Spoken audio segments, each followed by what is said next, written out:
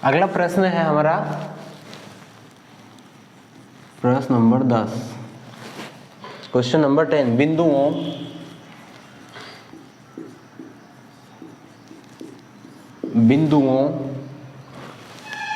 -2, 4, 3, -1, -1, 0 व 1, 2 की स्थिति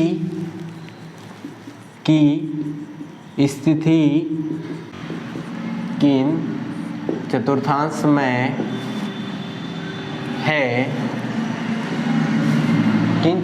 में है लिखिए।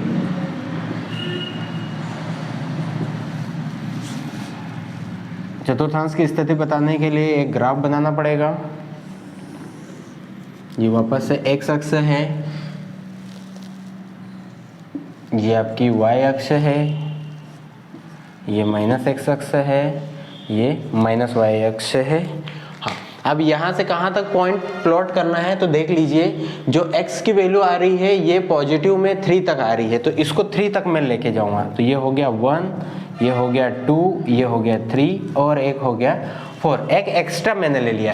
फिर माइनस की पोजीशन कहाँ तक जा रही है x की, -2 तक। तो ये हो गया -1, -2 और -3। ओके, एंड y की पॉजिटिव कहाँ तक जा रही है, 4 तक। देखो ये सेकंड नंबर पे y वाला रहता है, तो ये आपका हो गया 1, ये हो गया 2, ये 3 एंड दिस इज 4।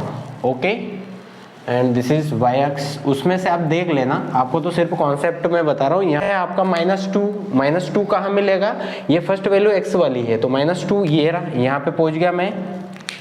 यहाँ से y की वैल्यू कितनी है, 4, तो यहीं से चलना पड़ेगा मुझे।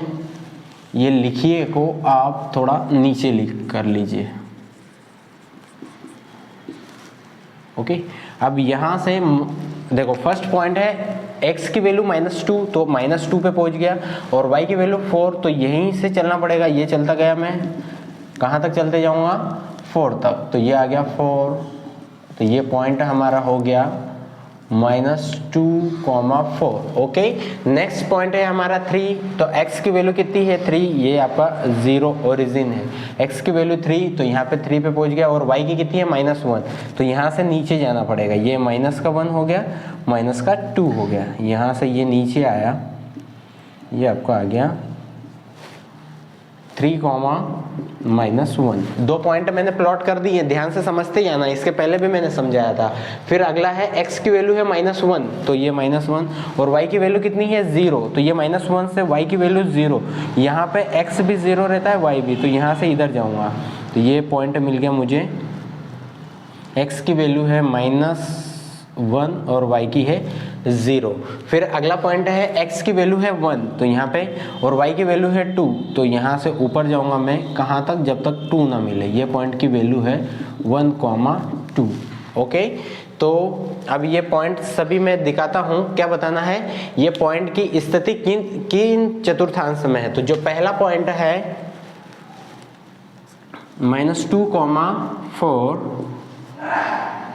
ये पॉइंट कहाँ पे है, देखो ये जो रहता है, ये पूरा ये चार्ट बॉक्स में डिवाइड हो गया है। ये पहला बॉक्स, ये दूसरा, ये तीसरा और ये चौथा।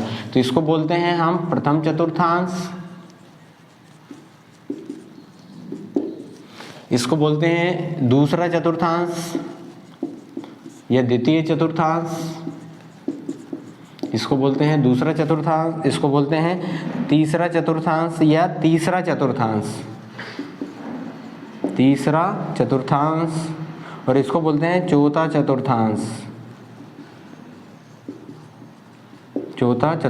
इसको प्रथम, द्वितीय, तृतीय, चतुर्थ ऐसा भी बोल सकते हैं, है ना। जो भी आपको लैंग्वेज सुटेबल लगे वो आप कर सकते हो। तो जो पहला पॉइंट है ये कौन से चतुर्थांश में आ रहा है, दूसरे में, तो यहाँ लिखना पड़ेगा दूसरा चतुर्थांश। फिर अगला पॉइंट है आपका 3, -1। 3, -1 कहाँ मिल रहा है, यहाँ पे सब ये ढूंढना पड़ेगा। 3, 1 चौथे चतुर्थांश में, चौथा चतुर्थांश। फिर अगला पॉइंट है हमारा -1,0। हमारा पहला पॉइंट है -2,4, तो ये दूसरे चतुर्थांश में है, ये यहाँ पे दिख रहा है हमें। फिर दूसरा पॉइंट है 3,-1, तो 3,1 कहाँ, ये रहा, तो ये चौथा चतुर्थांश है, तो इसका लिखा चौथा चतुर्थांश। फिर तीसरा पॉइंट है -1,0, तो ये हमारा है ऋणात्मक x अक्ष पे, ऋणात्मक x अक्ष पे, क्योंकि इसमें दूसरा भी है तीसरा भी है, तो ना तो ये दूसरे में ना तीसरे में है, तो इसका जो चतुर्थांश आएगा वो आएगा ऋणात्मक x अक्ष चतुर्थांश। ओके, फिर नेक्स्ट पॉइंट है हमारा 1,2। 1,2 कहाँ पे है, ये प्रथम चतुर्थांश में। 1,2 प्रथम चतुर्थांश, प्रथम चतुर्थांश। ओके, क्वेश्चन नंबर 10 का अथवा और क्या है,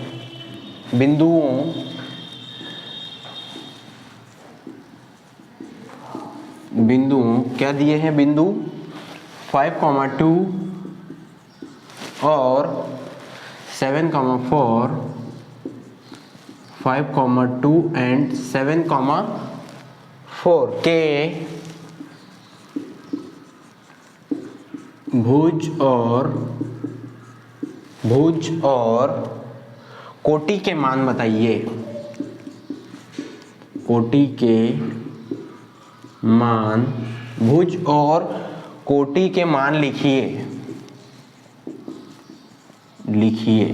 तो बच्चों क्वेश्चन क्या है हमारा, दो बिंदु दिए हुए हैं, उनकी हमें भुज बतानी है कि इसकी भुज क्या है और कोटि बतानी है। तो इसका सॉल्यूशन, बिंदु 5,2 का भुज बराबर 5 और कोटि बराबर 2। ऐसा कैसा, बिंदु 7,4 का भुज, अलग अलग बिंदु के लिए भुज और कोटि अलग अलग रहेगी। अगर बिंदु सेम है तो सेम भुज और कोटि रहेगा, तो इसका भुज हो जाएगा 7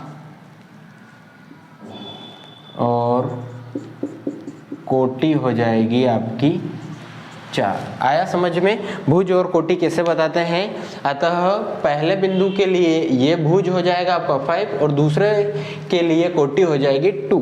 क्लियर। तो नेक्स्ट क्वेश्चन है हमारा, ये क्वेश्चन भी हमारा क्वेश्चन नंबर 10 का अथवा कंप्लीट होता है। क्वेश्चन नंबर 11,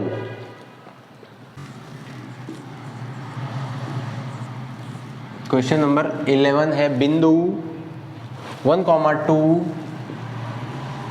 से, बिंदु 1,2 से होकर जाने वाली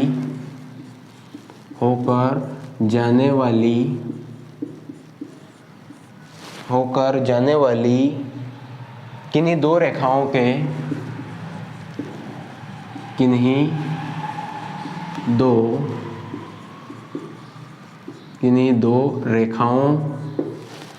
दो रेखाओं के समीकरण लिखिए। रेखाओं के समीकरण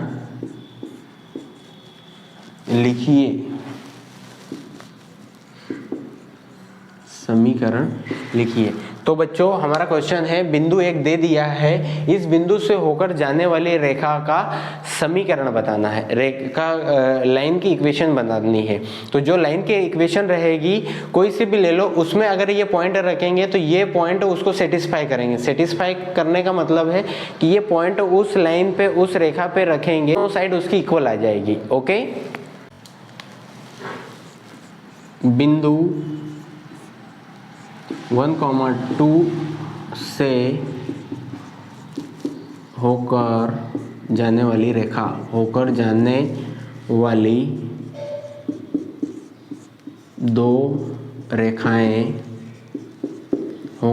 वाली दो रेखाएं निम्न है। निम्न है। ये बिंदु से होकर जाने वाली दो रेखा के समीकरण हमें देना है ना, रेखा हमेशा समीकरण में हो। तो बिंदु 1,2 से होकर जाने वाली दो रेखाओं के समीकरण निम्न है। ये बिंदु जो दिया हुआ है, ये जो पॉइंट दिया है, इससे होकर जाने वाली लाइन के इक्वेशन अपने को चाहिए। तो पहला एग्जाम्पल ये हो गया और दूसरा हो जाएगा 2x + 3y = 8। तो बच्चों हमें कैसे पता चलेगा कि यही दो इसके एग्जाम्पल है? हमें ऐसा सोचना पड़ेंगे। ये दोनों बिंदु यहाँ पे रख के देख लो, ऐसे बहुत सारी लाइन हो सकती है, ठीक है ना। ये पॉइंट यहाँ रख के देख लो, इसको ये सेटिस्फाई करेगा। x की प्लेस पर रखा 1 तो 1, 2 की प्लेस पर रखा 2 तो एक 2 पहले से और एक 2 ये, तो 2 और 2 मल्टीप्लाई करेंगे 4, 4 और 1 5। यहाँ पे रखेंगे x की प्लेस पर 1 तो 2 आएगा, 2 × 1 तो 2 प्लस y की प्लेस पर रखेंगे 2 तो 3 2 जा 6, 6 और 2 8। ये दिस इज द आंसर। ये याद रखना पड़ेंगे, ऐसे और भी एग्जाम्पल हो सकते हैं। तो वो कैसे पता चलेगा? x और y की वैल्यू यहाँ पे रख के देख लो, है ना, माइनस वाले भी हो सकते हैं। तो वो =, और इक्वल टू के राइट हैंड साइड में और लेफ्ट हैंड साइड में दोनों साइड इक्वल आनी चाहिए, मतलब ये पॉइंट इसको सेटिस्फाई करने चाहिए। तो वो आपके इस पॉइंट से होकर जाने वाली रेखाओं के समीकरण होंगे। नेक्स्ट क्वेश्चन नंबर 11 का अथवा और वाला क्वेश्चन।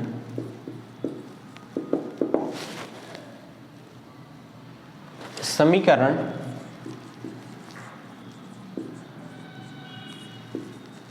(4x + 3y = 12) के कोई दो हल लिखिए। कोई दो हल लिखिए।